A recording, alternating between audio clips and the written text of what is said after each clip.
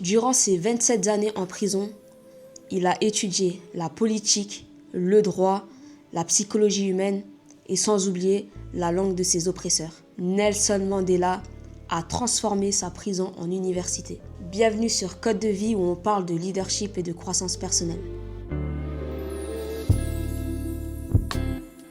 On commence par ta connaissance, parce que la connaissance, c'est ton plus grand pouvoir. On nous a souvent appris que la fin d'un apprentissage, la fin d'une formation, ou même lorsque tu as les résultats obtenus à la fin d'un projet, c'est là que l'apprentissage s'arrête. C'est le plus grand piège. C'est là que tout commence. Ta plus grande force, en fait, c'est tout simplement ta connaissance. Et j'ai lu un livre que je souhaite partager avec vous aujourd'hui. C'est le livre de Journal d'un CEO de Steven Bartlett. Et ce livre nous parle tout simplement de 5 sauts à remplir. Ces 5 sauts, c'est ce que vous savez, vos connaissances. Le deuxième saut, c'est ce que vous savez faire, vos compétences. Le troisième, qui vous connaissez, votre réseau, ce que vous avez, vos ressources. Et le cinquième saut, c'est ce que le monde pense de vous, votre réputation. Et en fait, ces 5 sauts, il les a mis dans l'ordre. Mais le plus important, c'est le premier saut, c'est la connaissance. Parce qu'une fois que tu as la connaissance, quel que soit ce qui peut t'arriver, s'il y a des complications, si tu t'arrives en faillite, si tu as tout perdu, si c'est la fin pour toi, il y a une chose qu'on ne peut pas t'enlever, c'est tout ce que tu as appris. Donc il est important que constamment tu puisses remplir ce saut, le saut de la connaissance.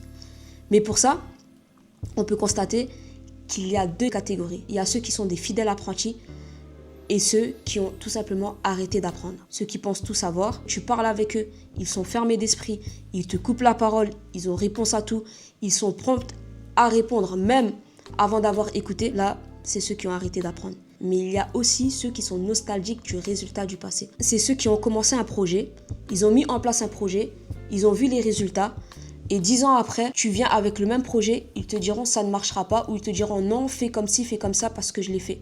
Alors que les résultats d'hier ne sont pas les mêmes d'aujourd'hui parce que le monde évolue, la société évolue, et la manière d'acheter, de vendre, de comprendre, de persuader a totalement changé par rapport à hier. Ce qui était valable hier est obsolète aujourd'hui. Mais il y a aussi ceux qui n'aiment pas l'inconfort.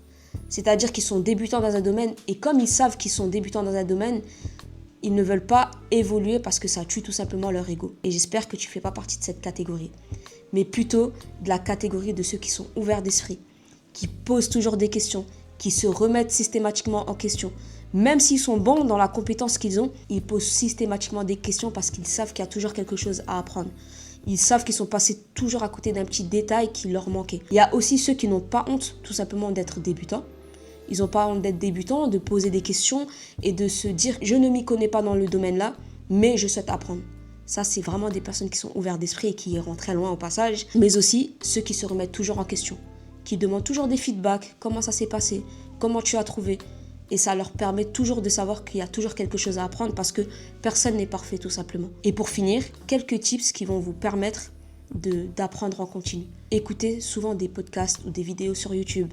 Ça vous permet d'avoir plus de culture générale, d'apprendre de nouveaux sujets. Ne vous concentrez pas seulement sur le sujet dans lequel vous êtes à l'aise, mais apprenez d'autres choses et vous allez voir des fois que ça va rejoindre votre domaine de compétences. Il y a aussi lire des livres. Ceux qui ne sont pas à l'aise avec la lecture de livres, commencez par un livre qui est facile, un livre qui vous plaît, un livre qui vous parle, et lire 5 pages par jour, 10 pages par jour. Et au fur et à mesure que vous évoluez. Il y a aussi l'apprentissage de ceux qui ont réussi, mais aussi de ceux qui ont échoué. Ceux qui ont échoué, des fois, ont beaucoup à nous apprendre également. C'est pas parce qu'ils ont échoué, justement, c'est quand tu échoues qu'il y a plus de leçons à retenir. Et tu peux retenir des échecs des autres. Pour finir, ne méprisez pas la source d'apprentissage. N'importe qui peut t'apprendre. Ton enfant peut t'apprendre. Tes parents peuvent t'apprendre. Tes collègues peuvent t'apprendre. Même s'ils ne sont pas dans le même domaine que toi, il y a toujours à apprendre de quelqu'un. Alors, cette vidéo, le but c'est quoi? C'est tout simplement de te dire que la connaissance c'est ton capital numéro 1. L'apprentissage continu c'est ton pouvoir et continue toujours d'apprendre. Soyez indulgents avec vous. L'apprentissage ça permet à chaque fois de renouveler son cerveau, de renouveler ses neurones, de renouveler ses compétences. Ça nous aide à avoir plus confiance en nous, ça nous transforme totalement et ça nous permet d'avoir plus de résilience. Bienvenue encore sur Code de vie où on parle de leadership et de croissance personnelle. N'oublie surtout pas, l'apprentissage c'est ton plus grand pouvoir. À bientôt.